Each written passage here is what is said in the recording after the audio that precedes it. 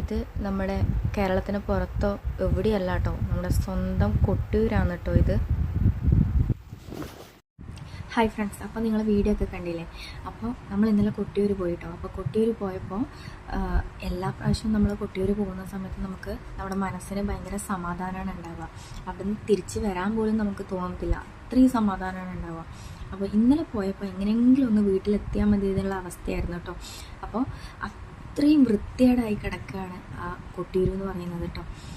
കാരണം എന്ന് പറഞ്ഞാൽ അവിടെ നമ്മൾ ഇപ്പോൾ പുഴയിലൊക്കെ കുളിച്ച് ഈറനോടെ നമ്മൾ തൊഴാൻ വേണ്ടി പോകാനുള്ള എല്ലാവർക്കും മലയാളികൾക്കെല്ലാം അറിയാം. നമ്മൾ കുളിക്കാൻ വേണ്ടി പോയതാണ്. കുളിക്കാൻ വേണ്ടി പോകുമ്പോൾ അവിടെ കംപ്ലീറ്റ് അവരെ ഷഡ്ഡികളാണ്. കംപ്ലീറ്റ് നമ്മൾ സ്റ്റാർട്ടിങ് കയറി വരുന്ന ആ ഒരു പാലത്തിൻ്റെ മുകളിൽ നിന്ന് വരുമ്പോൾ നമ്മൾ താഴോട്ട് നോക്കുമ്പോൾ ആ പുഴയിൽ കംപ്ലീറ്റ് അവരെ ഇങ്ങനെയുള്ള സാധനങ്ങളൊക്കെയാണ്. അത് മാത്രമല്ല, നമ്മൾ ചവിട്ടി നടക്കുന്ന വഴി, ആ കുളിക്കാൻ പോകുന്ന വഴി കംപ്ലീറ്റ് അവരെ അപ്പിയിട്ട് വെച്ചിരിക്കണം. അത്രത്തോളം വൃത്തികേടാക്കി വെച്ചിരിക്കുകയാണ്.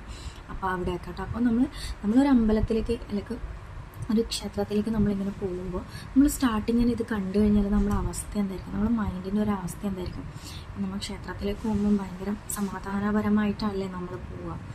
ഇത് കാണുമ്പോൾ അവസ്ഥ നമുക്ക് ശരിക്കും പറഞ്ഞാൽ തൊഴാനൊന്നും പറ്റിയില്ല. നമ്മൾ ജസ്റ്റ് വെള്ളത്തിലൂടെ ചുറ്റിയതേ ഉള്ളൂ. ഒന്നാമത് കുഞ്ഞി ഉണ്ടായിരുന്നു, അതുകൊണ്ട്.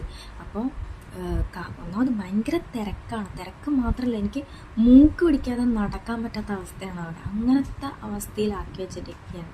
അപ്പം മലയാളികൾ ഒരിക്കലും ഇങ്ങനെ ചെയ്യുന്നത് ഞാൻ പ്രതീക്ഷിക്കുന്നില്ല. കാരണം എന്ന് വെച്ചാൽ ഇതിന് മുമ്പ് ഞാൻ കൊട്ടിയൂർ പോയിട്ടുണ്ട്. അപ്പോൾ ഭയങ്കര സൈലൻ്റ് ആയിട്ട്, അതുപോലെ തന്നെ ക്ലീൻ ആയിട്ടൊക്കെയാണ് ഉണ്ടായിരുന്നത്. അപ്പം ആരൊക്കെ വന്നിട്ട് തൊഴാൻ വേണ്ടി ആർക്കും വരാം, പക്ഷേ ഇതുപോലെ വൃത്തികേടാക്കുക എന്നുള്ളത്, അത് എന്താ പറയുക, അതും ഇത്ര പവിത്രമായിട്ടുള്ള ഒരു ഭൂമിയിൽ വന്നിട്ട് വൃത്തികേടാക്കുക എന്നുള്ളത് ഭയങ്കര കഷ്ടമായിട്ടുള്ള കാര്യമാണ്. അവിടെ ഭക്തിയോടുകൂടി പോകുന്ന ഭക്തർക്ക് ഒരുപാട് സങ്കടം ഉണ്ടാക്കുന്ന ഒരു കാര്യമാണിത്.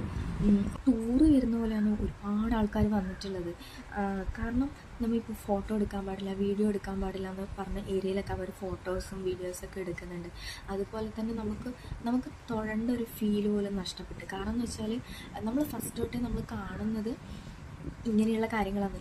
ഈ അപ്പിയിട്ടതും ഈ ജഡ്ഡി ഒക്കെ കാണുന്നതും ഇതൊക്കെയാണോ കണ്ടിട്ട് നമ്മൾ തൊഴാൻ വേണ്ടിയിട്ട് പോകുന്നത്? അപ്പം നമ്മുടെ മാനസികാവസ്ഥ, നമ്മൾ വളരെ ഭക്തിയോട് കൂടിയിട്ടാണ് ആരായാലും, നമ്മൾ മലയാളികളായാലും ചില ആൾക്കാരായാലും എല്ലാവരും വരുന്നത്.